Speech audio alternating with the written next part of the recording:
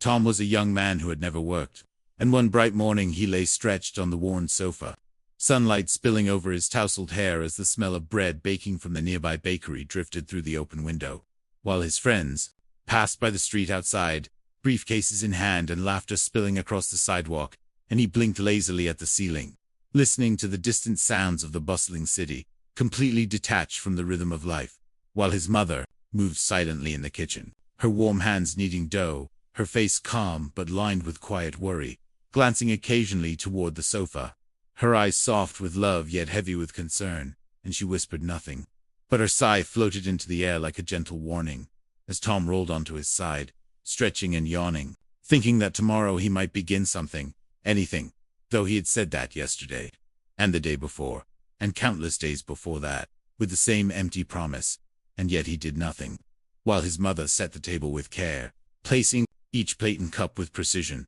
her movements almost ritualistic, as if preparing for a celebration that might never come. And outside the window, a neighbor waved to her children heading off to school, the sounds of their chatter mingling with the soft clatter of the bakery carts, reminding Tom of a world he had never entered, until a knock at the door startled him, and he found his old friend Jake standing there, shoes dusty from the road, briefcase in hand, eyes bright with energy. And without saying a word, he stepped inside, taking in the small apartment with a knowing look. And Tom felt an unfamiliar tug of embarrassment ripple through his chest, ears warming, as Jake leaned against the doorway, arms crossed, and simply smiled, no judgment, only silent invitation to change. And for the first time in years, Tom felt a flicker of urgency, a small spark that might grow into something more, while his mother busied herself making tea, her movements graceful, almost invisible, as if orchestrating hope through the rhythm of everyday life. And Jake gestured toward the city streets beyond the window,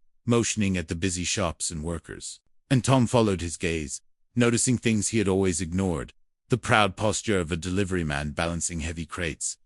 the careful hands of a florist, arranging fresh blooms, the laughter of children as they carried their school bags. And in that moment, a heavy weight of realization pressed on him, a mixture of fear and longing, that life required effort, that sitting idly could not bring him joy, nor security, nor the proud smile of a mother who had given everything for him. And he saw her then, pausing at the counter, hands still dusted with flour, eyes softening with quiet encouragement, and a lump rose in his throat. And without a word, he rose from the sofa. Each step weighted with new determination, grabbed his coat, and stepped outside into the crisp air, the city moving around him, like a living painting. And he walked to the nearest shop, hesitated at the door, then stepped in, asking quietly for work, any work, and the shopkeeper smiled, handed him a broom and a mop. And as he swept the floor, felt for the first time a strange, warming pride, a connection to effort, to purpose, to living, and later,